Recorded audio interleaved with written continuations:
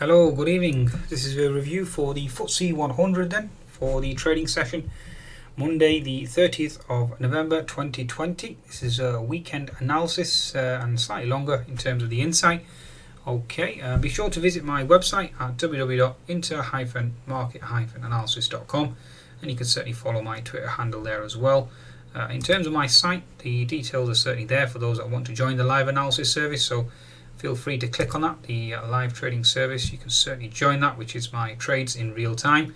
I also run the mentoring program for those that are interested in obviously learning and acquiring into market analysis. You can certainly access that on my site too. Okay, and those that want to obviously take advantage of the free trial, please be sure to certainly message me or follow the instructions basically on there. You can certainly email me at daytrader@market-analysis.com. Okay, so let's get into the analysis then in terms of the fundamentals and the technicals. So first of all, fundamentals in terms of Monday's trading session, we have the concerns over the Scottish referendum, so keep an eye on that. Again, that certainly did have a negative side effect in terms of trading on Friday and on Thursday as well, to a large extent, until we recovered, obviously on the back of the US equity certainly gaining ground.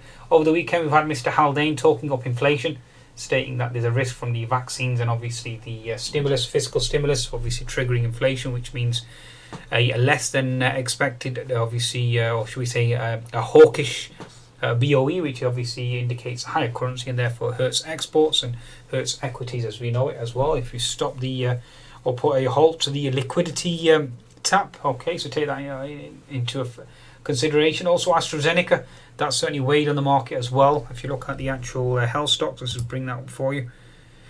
Something certainly to keep an eye on a daily basis, given the fact that these are key. As you can see here, the FTSE healthcare sector, as you can see here, down quite considerably, certainly pushing lower. Okay, and and that was due to obviously AstraZeneca's results being doubted. Okay, so again, with some article on the weekend, a lot of articles over the weekend saying that they're going to run the trial again, and that doesn't bode well in terms of the vaccine euphoria story.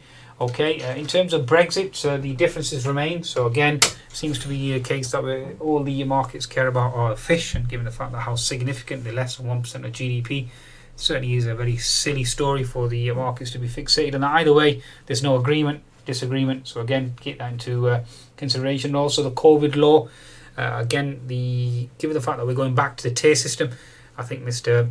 obviously Johnson has had. There's been concerns raised there with regards to obviously the future transition. So that's something that's certainly been noted here. So Johnson capitulated to Tory MPs last night, announcing that he would reform his new coronavirus crackdown before Christmas, after threats by backbenchers, etc. So again, any political obviously instability is negative for the FTSE as well, so take that into account. Now, the real bullish scenario really is in terms of oil and also in terms of the COVID cases. COVID cases are dropping. Okay, so bear that in mind. But again, that could potentially be a negative effect, given the fact that obviously if the COVID cases start to drop, there's less chance of any fiscal or monetary stimulus, and therefore equities start to sell off. So again, that certainly is a factor as well. And the BOE turn hawkish. Okay, so certainly take that into consideration. And also we've got the OPEC obviously meeting as well. So far there's been no agreement in terms of any obviously extension, but if there is, obviously that could potentially obviously signal a rally in oil, and obviously if they start to increase the supply, then therefore obviously that will be negative. So keep an eye on that in terms of what the outcome there is, and obviously their forecasts going forward, given the fact that we've got the focus on Brent. So let's just bring this up. Now, Brent has been doing really well as of late. As you can see on the daily chart of Brent, we've broken up out this key resistance here at 47.48, and the gap fill remains at 53. From my perspective, very hard to envisage that, even though the obviously vaccine euphoria story has led to a rise from 35 to almost $49 in terms of Brent. So again, keep an eye on that in terms of the movement. Okay, can we close that gap? It's a mighty task. Okay, we certainly need some overtly bullish news, especially with Mr. Rishi Sunak's spooking the market, given the fact that we're at the worst obviously economic backdrop since for the last 300 years. that certainly doesn't bode well for Brent moving forward. But nevertheless, obviously markets decide. It's not something that we can certainly forecast to a large extent, okay, but very unlikely given the move that we've had. Certainly expecting, given the fact that we've had a bearish engulfing candle already, certainly expecting a potential retrace down to 44 before we even anticipate any potential next leg higher. Again, the markets decide, so that's just my interpretation, and my interpretation is always irrelevant. The oil and gas sector has had a mighty run as well, as you can see here. We've certainly found resistance here at 260, looking for a potential retrace before we even attempt to make a move higher, so keep that into consideration too. Okay, so let's just look at the technical picture now in terms of the FTSE. First of all, I'll start off with the bigger index, which is 350. As you can see, FTSE 350, ever since it hit resistance, I did indicate to you that FTSE 100 would hit resistance, and that's exactly what's occurred. Unless we break through this key zone here on the FTSE 350 at 3650, it's very unlikely the FTSE certainly pushes higher either. Okay, so bear that in mind. In terms of the FTSE 250, again, this is quite obviously dependent upon exports. It's hit 75% resistance. Certainly not expecting any move higher on the FTSE 100 until obviously we break higher on this. And obviously that will be dictated by oil as well, given the fact that the FTSE is a heavily commodity related index, and obviously the situation regarding Brexit as well will certainly weigh in. Okay, so keep that in mind, okay, from that perspective. Now, in terms of the FTSE 100, let's look at the larger picture here. Like I highlighted already, the fib between the fib 51 and 61%, previous support equals resistance, so we've got previous obviously horizontal resistance here as well, which is being held. And given the fact that the last inflection point was around the 6488 level, that level certainly has held ever since. We've had quite a monster rally from the 5600 zone, so certainly profit taking was expected, and that's what we've seen. Market still is holding its ground. Okay, we've broken this key resistance here at 6323. The pivot low we've seen is 6304 on Friday, if I can recollect, and the pivot high obviously we've seen double top at 6460. This certainly is more evident on the 60-minute chart, as you can see here, double top here at 6464. So again, that will be your upside pivot. Obviously, if we break through that, you are looking at short squeeze higher. How high we go, the daily chart will certainly help. In terms of the potential formation of a H&S formation top, so that certainly is a highly probable, obviously, pattern from what I can see at present. Again, I am already short, so again, I may well be talking my book, so again, do your own trade.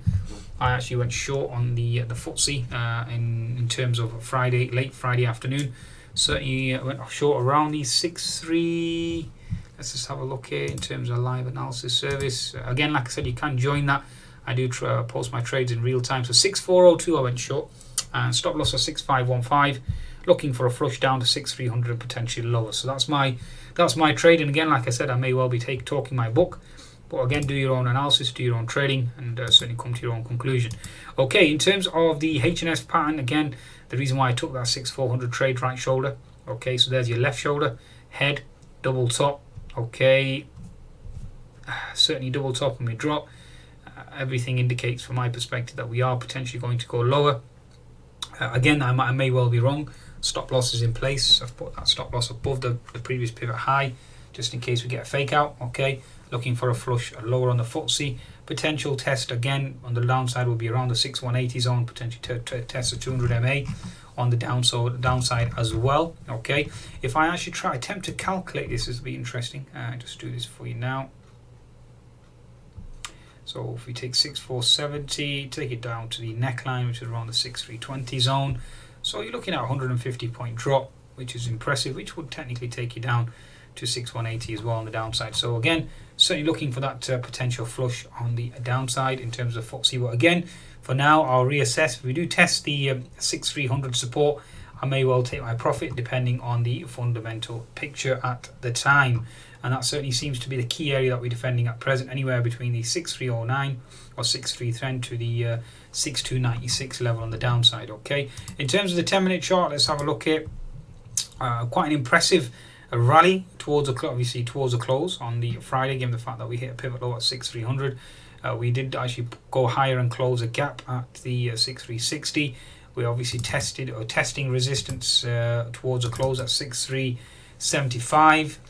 We did have a gap here, or key level here, which was around the 6390. Obviously horizontal resistance is seen at 6411. That's one of the reasons why I've actually gone short on the FTSE itself. I think the actual official close on the Friday was around the 6368, so I won't be surprised obviously if the market closes a gap there.